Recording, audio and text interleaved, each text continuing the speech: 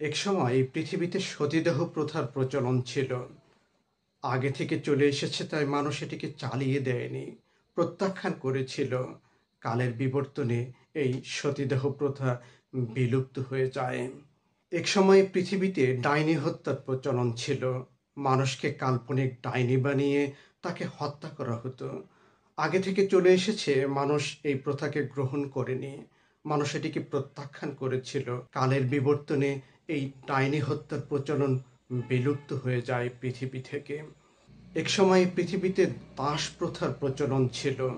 দাস ব্যবসায়ীদের বহুল প্রচারণার পরেও মানুষ এই দাস প্রথাকে প্রত্যাখ্যান করে যায়, মানুষ এটিকে ছুঁড়ে ফেলে দেয়।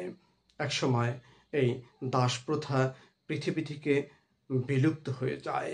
এভাবে এই পৃথিবীতে অসংখ্য প্রথা আগে থেকে চলে এসেছে, তাই মানুষ গ্রহণ করেনি, প্রত্যাখ্যান করেছিল, তাই এই পৃথিবী থেকে বিলুপ্ত হয়ে গিয়েছিল। আধুনিক এই সমাজে এখনো অনেক প্রথা যুক্তির মানদণ্ডে বিচার না করেই আগে থেকে চলে এসেছে, তাই আমরা চালিয়ে দেই। প্রকৃতপক্ষে আমরা আমাদের সমাজকে ধ্বংস করি। যেমন যৌতুক প্রথা, যা বংশের রেওয়াজ বলে আমরা চালিয়ে দেই।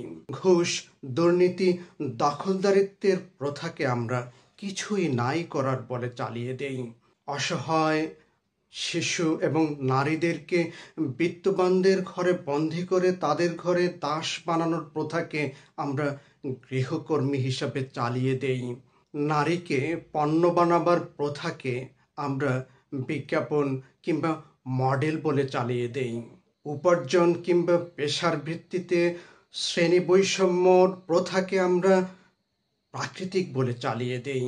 বর্ণ বৈষম্যের প্রথাকে আমরা ধর্মীয় কিংবা জাতীয়তাবাদ বলে চালিয়ে দেই। প্রবীণ এবং শিক্ষকদের সকল কথাই ঠিক, তা অকপটে মেনে নিতে হবে, এভাবে আমরা নবীনদের কণ্ঠরোধ করার প্রথাকে সম্মান বলে চালিয়ে দেই। এভাবে এই সমাজে অসংখ্য প্রথা যা আগে থেকে চলে এসেছে, তাই আমরা চালিয়ে দিয়ে আমাদের সমাজকে ধ্বংসের দিকে ঠেলে দেই। মনে রাখবেন, অসুখ সংক্রমিত হয়, সুস্বাস্থ্য নয়। এই সমাজের খারাপ প্রথাগুলো বেশি প্রচলিত হয়, ভালোগুলো নয়।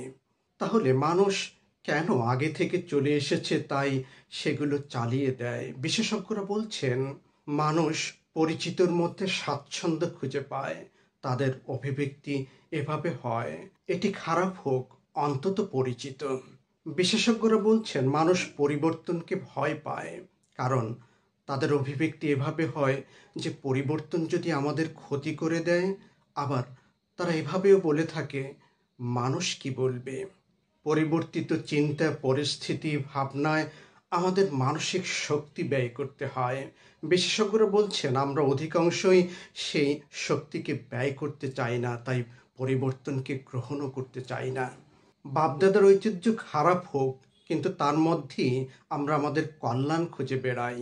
কারণ রেয়াজ বলে একটি কথা আছে।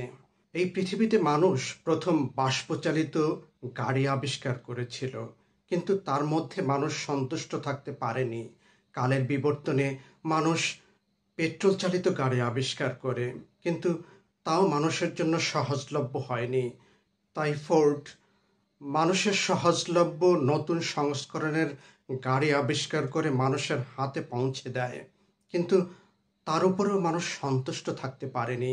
কালের বিবর্তনে মানুষ বুলেট গাড়ি কিংবা ইলেকট্রিক গাড়ি আবিষ্কার করে মানুষকে আরো নতুন কিছু উপহার দিয়ে যায়।